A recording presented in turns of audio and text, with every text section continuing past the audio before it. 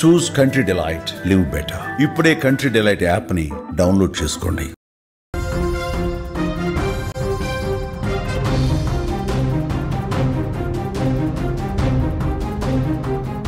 Breaking news చూస్తున్నాం. BJP అధ్యక్ష బాధ్యతలు మహిళకే రాబోతున్నట్టుగా సమాచారం వస్తోంది. సౌత్ వైపు బీజేపీ అధిష్టానం చూస్తున్నట్టుగా సమాచారం ఉంది. రేసులో పురంధేశ్వరి ముందున్నారు.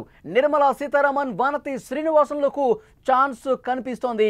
జూలై 2వ వారంలో ఒక స్పష్టమైనటువంటి ప్రకటన వచ్చే అవకాశం కనిపిస్తుంది. బీజేపీ కొత్త బాస్ ఎవరు? అమిత్ షా, రాజ్నాథ్, నడ్డా తర్వాత బీజేపీని నడిపించే నాయకులు ఎవరు? ఇదే ఇప్పుడు ఆసక్తికర పరిణామంగా కనిపిస్తోంది.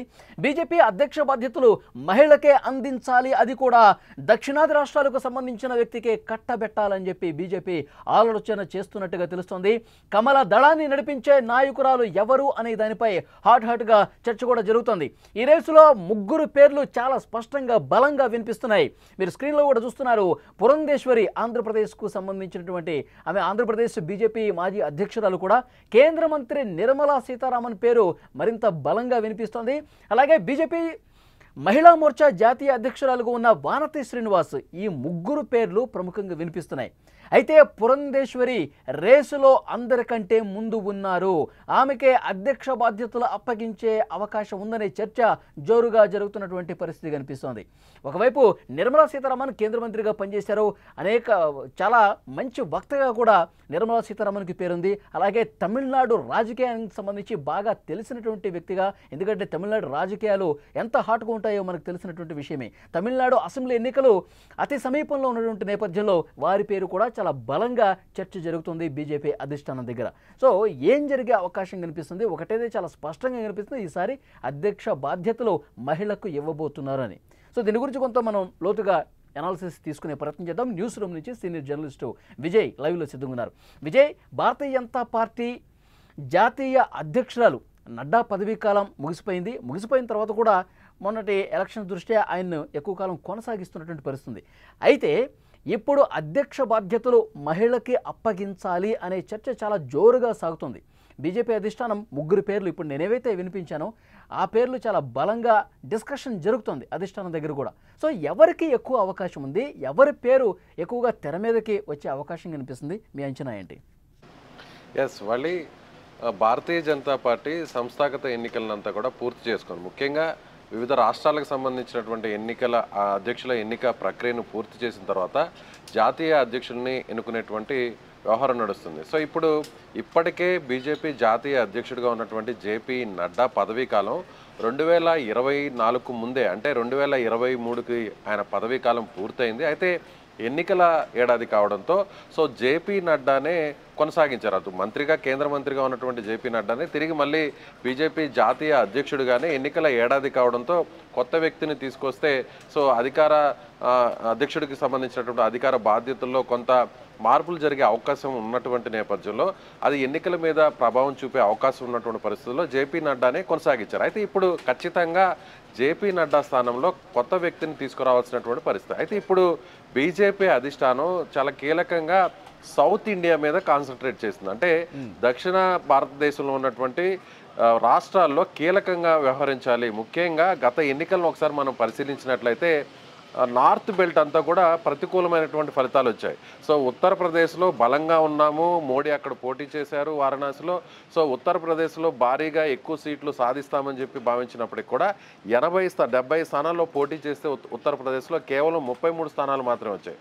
పంజాబ్లో ఒక్క స్థానం కూడా గెలుచుకోలేకపోయింది బీజేపీ. సో ఇప్పుడు ప్లాన్ బి అనేది కూడా చాలా ముఖ్యం. ఎందుకంటే ఈ 2024 సార్వత్రిక ఎన్నికల్లో తెలుగుదేశం పార్టీ, జనతాదళ్ యునైటెడ్ అంటే జేడీయూ ఈ రెండు సపోర్ట్గా లేకుండా ఉంటే మ్యాజిక్ ఫిగర్ దాటలేనటువంటి పరిస్థితి ఎన్డీఏకి వచ్చింది. సో 240 సీట్లు మాత్రమే గెలుపొందినటువంటి బీజేపీకి ఖచ్చితంగా మిత్రపక్షాల సపోర్టు ఖచ్చితంగా కావాల్సినటువంటి పరిస్థితి ఏర్పడింది. సో ఇక వచ్చే ఎన్నికల్లో అంటే 2029 ఎన్నికల్లో సో సౌత్ బెల్ట్లో బీజేపీ పాగా వేయాలి. ముఖ్యంగా తెలంగాణలో మంచి ప్రభావవంతమైనటువంటి ఫలితాలు వచ్చాయి. తెలంగాణకు సంబంధించిన చూసినట్లయితే 8 స్థానాలను 2024లో బీజేపీ కైవసం చేసుకుంది. రాబోయే ఎన్నికల్లో కూడా ఎక్కువ పెంచుకోవాలి. సో తెలంగాణతో ఎలాంటి ఇబ్బంది లేదు. అలాగే బీజేపీ విషయానికి వస్తే ఏపీ విషయానికి వస్తే ఇప్పటికే మిత్రపక్షాలైనటువంటి టీడీపీ, జనసేన ఇక్కడ కీలకంగా ఉన్నారు. కూటమి ప్రభుత్వం ఉంది కాబట్టి ఈ 2 పార్టీల మద్దతుతో ఆంధ్రప్రదేశ్లో కూడా బీజేపీ దాదాపుగా 3 స్థానాలను కైవసం చేసుకుంది. అయితే వచ్చే ఎన్నికల్లో మళ్ళీ కూటమితోనే బరిలోకి వచ్చేటువంటి అవకాశం ఉంది కాబట్టి సో ఇక్కడ ఏపీ విషయంలో పెద్దగా ఆలోచించాల్సినటువంటి పరిస్థితి లేదు. కాకపోతే స్వతహాగా అంటే బీజేపీ స్వతహాగా ఎదగాలి అనేటువంటి ఒక పావును కూడా కదుపుతుంది. అందుకు పవన్ కళ్యాణ్ని ఓవైపు వినియోగించుకుంటూనే మరోవైపు కూడా జాతీయ అధ్యక్షురాలుగా మహిళా పేరును తీసుకొస్తే మహిళలను కానీ ఒకవేళ ఆ సీటు కానీ మహిళలకు కానీ కేటాయిస్తే ఖచ్చితంగా ఏపీ రాజకీయాలకు సంబంధించినటువంటి ఎన్టీఆర్ వారసురాలుగా తనయ్యగా ఉన్నటువంటి పురంధరేశ్వరి పేరును కూడా పరిశీలిస్తున్నట్టుగా మనం చెప్పవచ్చు. ఎందుకంటే పురంధరేశ్వరి ఇప్పటికే ఆమె జాతీయ రాజకీయాల్లో కూడా ఆమెకు కాస్త అనుభవం ఉన్నటువంటి పరిస్థితి. ముఖ్యంగా అటు ఆమె హిందీ అనర్గళంగా మాట్లాడగలరు, అలాగే ఇంగ్లీష్లో కూడా అనర్గళంగా మాట్లాడగలరు. అలాగే ముఖ్యంగా ఎన్టీఆర్ కుమార్తెగా కూడా ఆమెకు ఒక బ్రాండ్ ఇమేజ్ ఉంది కాబట్టి కేంద్ర మంత్రిగా కూడా గతంలో పనిచేశారు కాబట్టి ఎంపీగా కూడా దాదాపు 4 దఫాలుగా ఆమె గెలుపొందారు కాబట్టి పార్టీకి ఒక క్రమశిక్షణ కలిగినటువంటి నాయకురాలుగా కూడా వ్యవహరించారు కాబట్టి ఎలాంటి వివాదాలు లేనటువంటి ఒక నేతగా ఆమెకు గుర్తింపు ఉంది కాబట్టి సో బీజేపీ అధిష్టానం ఒకవేళ ఆంధ్రప్రదేశ్ అలాగే సౌత్ ఇండియాలో దక్షిణాది రాష్ట్రాల్లో తిరిగి మళ్ళీ పాగా వేయాలంటే ఖచ్చితంగా మహిళలకు ఇవ్వాలంటే పురంధరేశ్వరి పేరును కూడా పరిశీలిస్తున్నట్టుగా మనం చెప్పవచ్చు. అయితే ఇక్కడ నిర్మలా సీతారామన్కి ఎక్కువ స్కోప్ ఉందని చెప్పి ఒక వర్గం చాలా బలంగా నమ్ముతుంది. ఎందుకంటే 2014 నుంచి కూడా ఎప్పుడైతే ఎన్డీఏ ప్రభుత్వం ఏర్పడిందో అప్పటి నుంచి కూడా కేంద్ర మంత్రిగా పనిచేస్తున్నారో, ఆర్థిక మంత్రిగా ఎంత గొప్పగా పనిచేస్తూ ఉన్నారో కూడా ఆ పార్టీ నాయకులు మాట్లాడుతున్నారు. బహుభాషావేత్త, చాలా భాషలు ఆమె మాట్లాడగలుగుతుంది. ముఖ్యంగా తమిళనాడు నుంచి వచ్చింది కాబట్టి తమిళనాడు రాజకీయం ఆమెకు బాగా తెలుసు. భారతీయ జనతా పార్టీ చాలా ఫోకస్డ్గా సీరియస్గా ఉంది తమిళనాడు ఎలక్షన్స్కి సంబంధించి. సో డెఫినెట్గా ఈ తమిళ రాజకీయంతో పాటు దేశవ్యాప్తంగా ప్రభావవంతమైనటువంటి మహిళగా ఈమెను చెప్తా ఉన్నారు. దీనికి బలం చేకూర్చే విధంగా మొన్న ఈ మధ్య జేపీ నడ్డాను అలాగే భారతీయ జనతా పార్టీలో కీ రోల్ పోషిస్తున్నటువంటి బిఎల్ సంతోష్ను కూడా కలిసిన పరిస్థితుంది. సో ఈమె పేరే రాబోతుందని ఒక చర్చ కూడా బలంగా ఉంది. ఎట్లా చూస్తారు ఈ యాంగిల్లో ఎంతవరకు? ఇక్కడ 2 అంశాలు ముడిపడి ఉంటాయి. బీజేపీ అధ్యక్షులుగా ఎన్నికైనటువంటి వారు మంత్రిగా పనిచేసేటువంటి అవకాశం చాలా తక్కువగా ఉంటుంది. ఎందుకంటే జేపీ నడ్డా కూడా కీలకంగా ఆయన వ్యవహరించినప్పటికి కూడా అటు మంత్రిగా పనిచేశారు, అలాగే అధ్యక్షుడిగా కూడా బాధ్యతలను కొనసాగించారు. కానీ ఈసారి కీలకమైనటువంటి శాఖ మంత్రిగా ఉంటూ బీజేపీ జాతీయ అధ్యక్షుడు బాధ్యతలు తీసుకోవడం కాస్త కష్టతరం కాబట్టి సో కీలకంగా ఇప్పటికే ఆర్థిక మంత్రిగా ఉన్నారు నిర్మలా సీతారామన్. ఆమె ఆర్థిక వ్యవహారాల్లో ముఖ్యంగా మన జాతీయ ప్రయోజనాల దృష్ట్యా అంటే దేశ ప్రయోజనాల ఆర్థిక ప్రయోజనాల దృష్ట్యా చూస్తే నిర్మలా సీతారామన్ని ఆ పదవి నుంచి తప్పించేటువంటి అవకాశం చాలా తక్కువ. సో ఆమెనే ఖచ్చితంగా ఆర్థిక మంత్రిగా కొనసాగిస్తారు. ఒకవేళ ఆమె ఆర్థిక మంత్రిగా కొనసాగుతూనే జాతీయ అధ్యక్షురాలి పదవిని తీసుకోవడం అనేది కూడా కష్టతరం అవుతుంది. కాబట్టి ఈ విషయంలోనే ఇప్పుడు బీజేపీ అధిష్టానం ఆలోచన చేస్తుంది. కాకపోతే నిర్మలా సీతారామన్ మీరు అన్నట్టు ఆమె చాలా అనేక భాషల్లో దేశంలో ఉన్నటువంటి అనేక భాషల్లో అనర్గళంగా మాట్లాడగలరు. అలాగే మంచి వక్తగా కూడా ఆమె పేరుంది. అలాగే పార్లమెంటులో కూడా ఆమె చేసినటువంటి స్పీచెస్ కావచ్చు, అలాగే బడ్జెట్ని ప్రవేశపెట్టే ముందు ఆమె ఇచ్చినటువంటి స్పీచెస్ ఇవన్నీ కూడా బీజేపీకి చాలా ప్లస్గా మారాయి. అయితే ఇప్పుడు మహిళలను అధ్యక్షురాలుగా చేసేటువంటి క్రమంలో మొదటి స్థానంలో మీరు అన్నట్టుగా ఖచ్చితంగా నిర్మలా సీతారామనే ఉన్నారు. అలాగే ఈమె తమిళనాడుకు సంబంధించినటువంటి వ్యక్తి, అలాగే ఏపీకి సంబంధించినటువంటి కోడలుగా కూడా ఈమెను చూస్తారు. సో తెలుగు కూడా అనర్గళంగా మాట్లాడతారు, అటు తమిళ్ కానీ అలాగే దక్షిణాది రాష్ట్రాల్లో ఉన్నటువంటి అన్ని భాషల మీద కూడా ఆమెకు పట్టుంది. కాకపోతే ఆమె ఆర్థిక శాఖ మంత్రిగా ఉన్నారు కాబట్టి ఆర్థిక శాఖ మంత్రి అనేది చాలా కీలకమైనటువంటి శాఖ కాబట్టి ఆ శాఖలో అక్కడ మంత్రిగా ఆమె బాధ్యతలు నిర్వర్తిస్తూనే మరోవైపు పార్టీకి సంబంధించినటువంటి అధ్యక్షురాలుగా బాధ్యతలు నిర్వహించడం కాస్త కష్టతరం కాబట్టి ఈ విషయంలోనే అధిష్టానం ఆలోచన చేస్తుంది.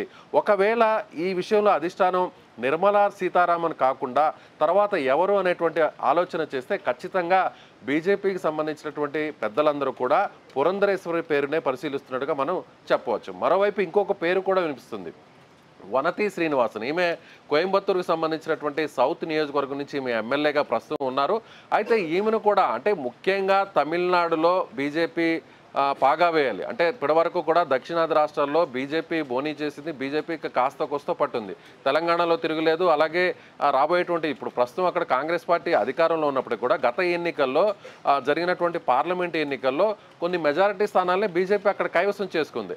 అయితే తెలంగాణతో పాటు కర్ణాటక అలాగే ఏపీలో కూడా పాగా వేస్తూ ముఖ్యంగా తమిళనాడులో కూడా బోనీ చేయాలి. తమిళనాడులో కూడా భవిష్యత్తు అవసరాల దృష్ట్యా కూడా బీజేపీ అక్కడ తమ బలాన్ని పెంచుకోవాలి, అక్కడ తమ ప్రాబల్యాన్ని అక్కడ నిరూపించుకోవాలంటే ఖచ్చితంగా తమిళనాడుకు సంబంధించినటువంటి వ్యక్తినే తీసుకోవాలి అనుకుంటే నిర్మలా సీతారామన్ని పక్కన పెడితే తమిళనాడుకు సంబంధించిన వ్యక్తికే బీజేపీ జాతీయ అధ్యక్ష బాధ్యతలను ఇవ్వాలి అనుకుంటే సో వనతి శ్రీనివాస్ పేరును కూడా పరిశీలిస్తున్నట్టు తెలుస్తుంది. అయితే ఈమె చాలా యాక్టివ్గా ఉంటుంది.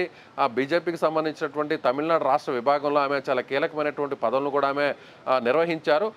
ఒకవేళ పురంధరేశ్వరి కాకుండా ఏపీకి సంబంధించినటువంటి వ్యక్తిగా కాకుండా సో తమిళనాడుకు సంబంధించినటువంటి వ్యక్తికే మహిళకే ఇవ్వాలి అని అంటే మాత్రం ఈమె పేరును కూడా పరిశీలించేటువంటి అవకాశం ఉంది. గతంలో అసలు ఎప్పుడూ కూడా భారతీయ జనతా పార్టీ జాతీయ అధ్యక్షులు మగవాళ్లే ఉన్నారు, మహిళలు ఇంతవరకు లేరు.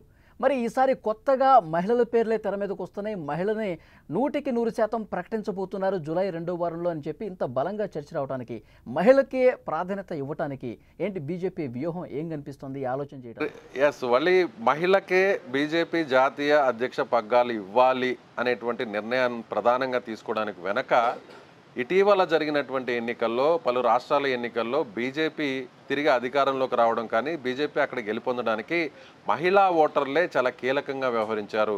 దానితో పాటుగా పార్లమెంటులో మహిళా రిజర్వేషన్ బిల్లు అంటే ఖచ్చితంగా చట్టసభల్లో 33% మహిళలకే కేటాయించాలి, ఆ పదవులు మహిళలకే రావాలి అనేటువంటి ఒక చర్చ గత దశాబ్దాలుగా మనకు నడుస్తూనే ఉంది. అయితే బీజేపీ ఈ క్రెడిట్ని కొట్టేసింది. బీజేపీ ఈ బిల్లును పార్లమెంట్లో ప్రవేశపెట్టింది, పాస్ చేసుకునింది. సో త్వరలోనే ఇది అమల్లోకి వచ్చేటువంటి అవకాశం కూడా ఉంది. కాబట్టి మహిళా ఓటర్లను టార్గెట్ చేసి మహిళలను తమ వైపును తిప్పుకునేందుకు ఇప్పుడు బీజేపీ ప్లాన్ వేస్తుంది. అందులో భాగంగానే ఇటీవల కూడా మనం చూసాం, దేశానికి సంబంధించినటువంటి ప్రెసిడెంట్ ఆఫ్ ఇండియాగా కూడా భారత రాష్ట్రపతిగా కూడా ద్రౌపది ముర్ము ఉన్నారు, ఆమె కూడా మహిళగా ఉన్నారు. ఇప్పటికే ఆ విభాగంలో ఆ కోణంలో చూసినట్లయితే కొంతవరకు ప్లస్ అనే చెప్పాలి బీజేపీకి. ఇప్పుడు మహిళల విభాగంలో చూసినట్లయితే ఆ ఓట్ల మీద టార్గెట్ చేసినట్లయితే ఇప్పుడు తాజాగా పార్టీ విషయానికి వస్తే అంటే బీజేపీ పార్టీ ఇప్పటి వరకు కూడా పురుషులకే ప్రాధాన్యతనిస్తుంది, పురుషులకే అక్కడ అధ్యక్ష బాధ్యతలు కానీ లేదంటే మంత్రివర్గంలో కానీ కీలక శాఖలన్నీ కూడా పురుషులకే ఇస్తూ వస్తుంది అనేటువంటి ఒక అపవాదును కూడా తొలగించుకొని మహిళలకు ప్రాధాన్యతనిస్తుంది అనేటువంటి విషయాన్ని అటు దేశానికి ప్రపంచానికి కూడా చాటి చెప్పాలని భావిస్తుంది. అందుకు ఆర్ఎస్ఎస్ పూర్తి స్థాయిలో స్వేచ్ఛనిచ్చింది, ఆర్ఎస్ఎస్ కూడా ఓకే చెప్పింది. ఆర్ఎస్ఎస్ కూడా ఈసారి బీజేపీ జాతీయ అధ్యక్ష పదవి బాధ్యతలను ఖచ్చితంగా మహిళకు ఇవ్వాలి అని చెప్పింది. మరొక విషయం కూడా చెప్పాలి వాళ్ళు, ఇక్కడ ఆపరేషన్ సింధూర్ వ్యవహారంలో పాకిస్తాన్ను మనం చావు దెబ్బ కొట్టడానికి పాకిస్తాన్లో ఉన్నటువంటి స్థావరాలను ఉగ్ర స్థావరాలను టార్గెట్ చేస్తూ అక్కడ పాకిస్తాన్ని ఒక రకంగా చెప్పాలంటే పూర్తి స్థాయిలో యుద్ధంలో ఓడించడానికి లీడ్ తీసుకున్నటువంటి వ్యక్తులు కూడా మహిళలే. అటు ఇండియన్ ఎయిర్ ఫోర్స్కి సంబంధించి కావచ్చు, ఇండియన్ ఆర్మీకి సంబంధించినటువంటి మేజర్స్ కావచ్చు, వింగ్ కమాండర్స్ కావచ్చు, వీళ్ళని ముందు పెట్టి వీళ్ళ ద్వారానే ప్రెస్ బ్రీఫింగ్ చేస్తూ మీడియాకు సంబంధించినటువంటి సమాచారం అంటే ఈ ఉదయం సాయంత్రం అటు పాకిస్తాన్ మీద చేస్తున్నటువంటి సైనిక చర్యలు కావచ్చు, అటాక్స్ కావచ్చు, వీటన్నిటి డీటెయిల్స్ అన్నీ కూడా సో ఈ ఇద్దరు మహిళలే మాట్లాడుతూ వచ్చారు. అందులో ముస్లిం సామాజిక వర్గానికి సంబంధించినటువంటి మహిళ కూడా ఉండడంతో సో ఈ విషయంలో అంటే పాకిస్తాన్ని చావు దెబ్బ కొట్టడానికి మా దగ్గర ఉన్నటువంటి మహిళలే చాలు అనేటువంటి ఒక మెసేజ్ని ప్రపంచానికి చూపించింది భారతదేశం, ముఖ్యంగా ఎన్డీఏ ప్రభుత్వం. ఇప్పుడు బీజేపీ పార్టీలో కూడా మహిళలకు ప్రాధాన్యత పెరుగుతుంది. సో రాబోయే రోజుల్లో కూడా బీజేపీ పార్టీలో కావచ్చు, దేశంలో కావచ్చు మహిళలకు ప్రాధాన్యత పెంచుతున్నాము అనేటువంటి ఒక మెసేజ్ను పంపించాలంటే ఖచ్చితంగా బీజేపీ జాతీయ అధ్యక్ష బాధ్యతలను మహిళలకు ఇవ్వాలనే ఒక నిర్ణయానికి ఖచ్చితంగా వచ్చినట్టుగా తెలుస్తుంది. అందులో మొదటి పేరు నిర్మలా సీతారామన్ ఉంది. ఒకవేళ మంత్రిగా ఆమె కీలకంగా ఉన్నారు కాబట్టి ఆమెను పక్కన తప్పిస్తే ఆ పేరును పక్కన పెడితే పరిశీలనలో రెండవ పేరులో అత్యంత ప్రాధాన్యత ఉన్నటువంటి పేరు పురంధరేశ్వరిగా ఉంది. సో ఒకవేళ నిర్మలా సీతారామన్ కాకుంటే పురంధరేశ్వరికే ఖచ్చితంగా అధ్యక్ష బాధ్యతలు తగ్గే అవకాశం ఉంది. వాళ్ళు ఓకే, థ్యాంక్ యూ విజయ్.